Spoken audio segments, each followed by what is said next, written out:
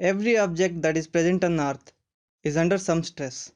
In rock bodies, though, the stress is primarily due to tectonic force. But how to represent such stress on a body?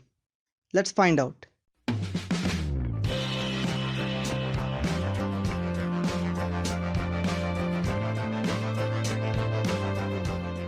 We will first try to understand this in 2D, then 3D becomes much easier.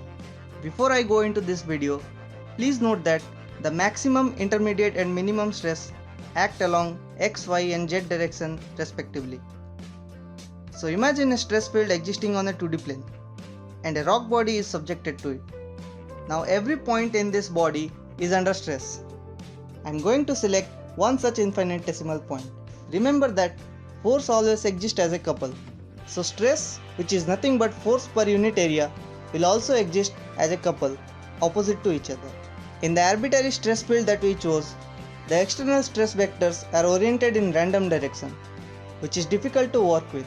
So we resolve them into two components, one normal to the plane called normal stress and another parallel to the plane called shear stress. So we can define the stress at this point by the four vectors which act on the general plane, and the other four are complementary to this. But the moment of force should be zero around this point, which is required for stable condition. For this to happen, these two shear stress should add up to zero, so that one is dependent on other. Now we just require three independent stress vectors to define stress at this point. There can be infinitely many planes that can pass through this point. As we insert planes through it, you can see how normal stress is changing. So you can see the tail of this stress vector trace out an ellipse. This in fact is called a stress ellipse, which represents the normal stress acting on all the possible orientation of plane through the point. Once an ellipse is formed, it can be defined by its major and minor axes.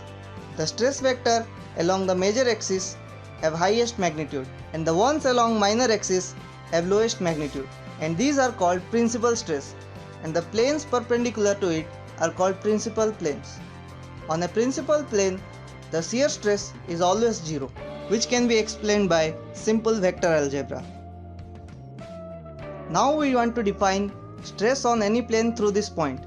We can do so by stating the two normal stress component and shear stress, or we can just define the principal stress and the angle between our general plane and principal plane, which is same as the angle between principal stress and normal to the plane.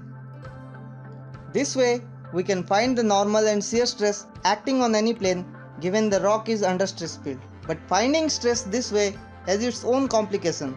So to ease this problem, German professor Christian Otto Mohr chose to represent stress in graphical form.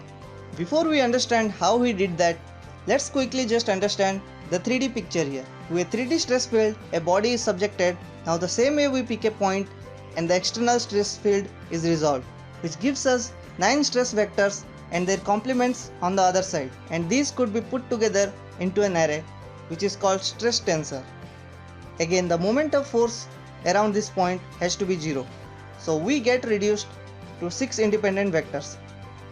Again, if we trace out the normal stresses on the planes of any orientation, we would get an ellipsoid that has 3 axes, major, minor and intermediate, and the principal stresses would be acting along them as maximum, minimum and intermediate stress respectively. These videos take a lot of time and energy to make, plus technicality. So please subscribe to our channel and let your friends know about it. In the next video, we'll deal with the graphical representation of stress, which is also called Mohr's circle. Have a nice day and keep learning.